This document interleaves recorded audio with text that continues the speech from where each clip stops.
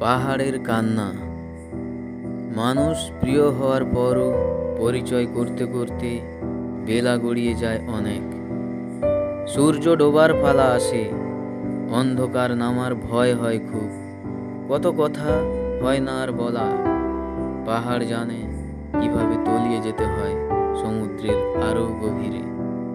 পাহাড়েরও কান্না ছিল, ভেঙে পড়ার ভয় ছিল। আকাশ জুড়ে যখন পাখিগুলো উড়ত, তারারা জল জল করত, চাঁদ এসে বিলিয়ে দিত জ্যোৎস্না, সে তখন বড় হওয়ার গল্প শোনাতে চাইতো। স্বপ্ন দেখতে দেখতে তার উচ্চতা বেড়ে যেত আরও।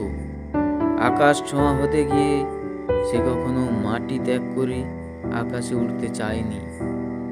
সে মাটি থেকে ধীরে ধীরে বেড়ে উঠেছে, সেখানেও ফুটে আছে তার স্বপ্নের ফুল। ধীরে ধীরে আকাশে মেঘ জমে যায়, ধূমকেতু এসে মিলিয়ে যায়, খসে পড়ে দীপ্তিময় তারা। কালো মেঘ সব কিছু ঢাকিয়ে দেয়।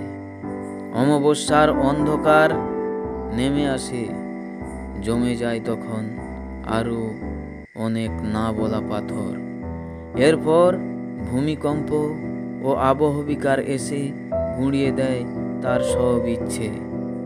সে পাহাড় আর উচ্চতা চায় না, তলিয়ে যেতে চায় সমুদ্রের অনেক গভীরে, যেখানে কোনো মানুষ পৌঁছাতে পারবে না কোনোদিনও।